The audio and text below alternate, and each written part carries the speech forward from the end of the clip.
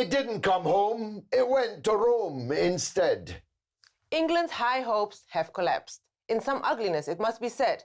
But what does Gareth Southgate's mazy run to the final mean for the future of the beautiful game in this country? Joining us to discuss is a Renaissance man, but he is not an Italian. Michael Knighton doesn't give many interviews, so the chances are you won't have heard from him before. For 62 days, he was the chairman of Manchester United, 3 years a club director. If he had not parted company with United, you'd never have heard of the Glazers, the American billionaires who now own it. He's also an artist, painter, sculptor, and poet of the very highest caliber. His paintings, valued at many millions of pounds, hang in King's College, Cambridge, Canterbury Cathedral, and his secret authorship of those works was outed only 20 years ago. But perhaps the best thing about Michael Knighton, he's the son of a coal miner, and he joins us now. Michael, a fascinating biography. I can almost see myself writing it.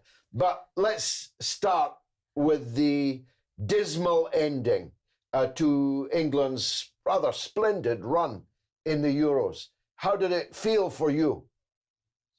Well, like the rest of the football public who support England, George, it's obviously depressing, disappointing. But to be fair, they've had a great tournament and they managed to get us to a final for the first time in 55 years. You'd have been about 11 or 12, George. Yeah, but I remember it well. I remember it well. And I'll tell you what I remember most, and I've been writing about this, how forgiving the English public were of the Germans who only 20 years before had been trying to kill us.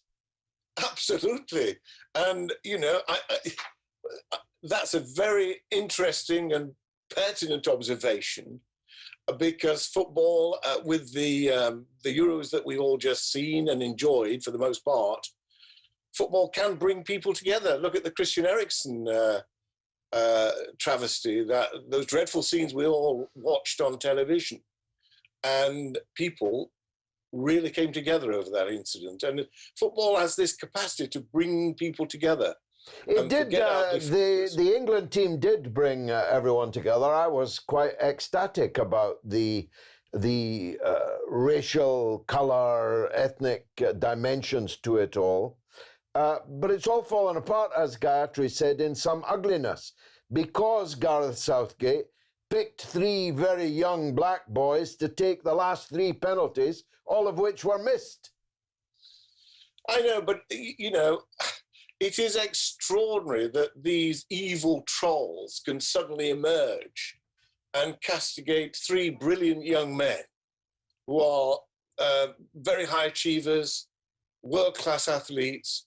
They've done the nation proud, and they step up to take a penalty in front of millions of people across the globe. And the pressure they must have been under would have been enormous. And something needs to be done. This is not football's problem. Racism is a global problem, and it needs to be squashed and kicked into touch once and for all. The authorities need to do more, George, really. These global social media companies, they've got to stop this abuse in social media, the abuse of social media. Brilliant tool when it's used properly, but sadly it's a platform for these ludicrous, evil idiots that are out there. Now, you famously almost ran Manchester United. You did run it briefly. I wish you had continued, because I, for one, would rather I'd never heard of the Glazers. But the recent debacle over the European Super League showed how out of touch owners of the biggest clubs are with the fan base. Not just Manchester United, though perhaps especially so, I say, as a supporter, but Liverpool and Chelsea and Arsenal were the same. They didn't even pause for a second to think what the supporters would make of their Super League conspiracy. Is that where we are now? Is there any going back from that? Well, you've summed it up beautifully, George.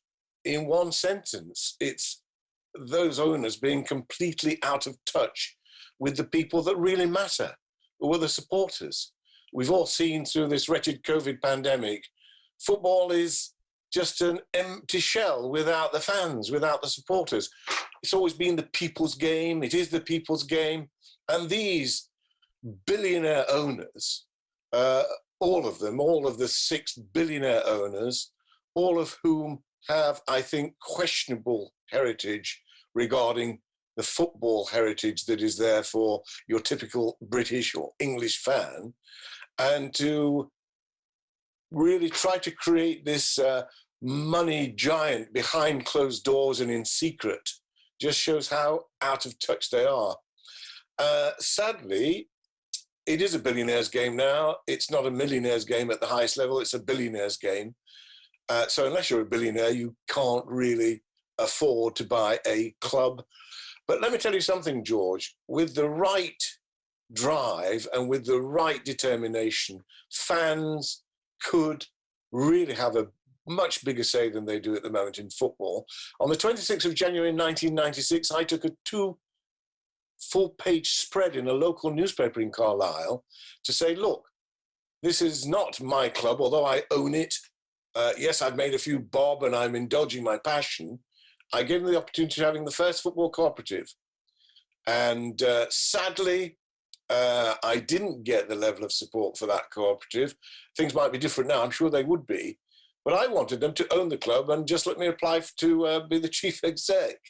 So I hope that we do have some government intervention to allow fans to have a significant shareholding in all of our very important community assets, which are these professional football clubs.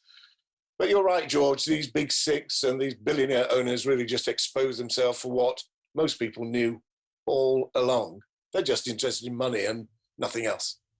Now, we've got so much in common, we could fill a series, actually. I've been an honorary member of the National Union of Mine Workers for almost 40 years, since 1982. You're the son of a miner. How did a son of a miner become the Renaissance man, buying and selling football clubs in the way that you have? I'm very proud of my working class roots, my heritage. I'm not just the son of a miner, I'm the grandson of a coal miner and the great-grandson of a coal miner on both sides of my family. It just so happened that fortunately for me, on my great-grandfather's side, on the Knighton side, he was a bit of an entrepreneur. Although he was a coal miner, he had a chip shop, he ran a gambling school, and he had a horse and carriage which he had for hire. So there was a little bit of an entrepreneurial spirit there. My other great-grandfather, Willie Layton, of course, played for the English League, played for Sheffield Wednesday, and he was a coal miner before he became a professional football player. And he played 15 years for Sheffield Wednesday, won an FA Cup, won the First Division Championship. So the genes were there. And there are a few artists in my family, much better artists than me, I have to say, on my father's side. So it must be genetic, I guess. I would like to turn to the Michael Knighton as the artist. Even though you don't go by that name, you enjoy the arts in every form, as George described in the introduction. But you don't like the famous side of it. You don't like the getting all the public appreciation for it. You prefer to stay discreet about it. Please tell us about it. Why? Why is that? Well, you know, the other sad thing that I think about, I mean, look, every human being has a creative side somewhere. It may not be sculpting or painting, but they do have a creative side. If they're building a business, that is a form of doing something creative. And we humans, you know, ever since the caveman times, you look at some of the cave paintings that cavemen did, they're absolutely fantastic. And they had no formal training, but they had this desire to express themselves. My bone of contention with much of the international art world now, it's become a little bit like the highest echelons of professional football. the money is truly obscene and absurd for what a painting will change hands for, often to go into a deposit box or a safe for no one to enjoy. And I don't really understand why people at that level want to buy a magnificent piece of art and hide it away just as an investment. I'm as thrilled by a 6-year-old artist, because many of our children can produce fantastic works of art in our schools and older children in our technical college. I've seen some brilliant artists. And the sad thing is, you know, they're never going to make a living exploiting their talent because the way the art world has shifted. And that's why I, for many years, didn't really have anything to do with the 4 or 5 biggest auction houses. I refused to sell my work through them, being as belligerent as I can be. I thought, well, I'm not going to get involved in that world. I have a few patrons, thank God, who appreciate my work and buy my work, and that's it. And I didn't really want to mix the football up with the art, because when Robert Maxwell was doing his damnedest to paint me as some kind of absurd caricature cartoon figure, you know, there's no way I wanted him to start to write about my artwork. And so that's why I use pseudonyms. Well, I prefer that, I think. Now that you mention Robert Maxwell, I definitely know there can be a series in this, because Yes. I have a long and somewhat bitter connection to Robert Maxwell too. But Michael Knighton, we'll have to leave it there. I've never been as sorry to say as I am on this occasion. Thank you very much for joining Thank us you. on board the Sputnik. Thank you. God bless you. And lovely to speak to you both. Thank you.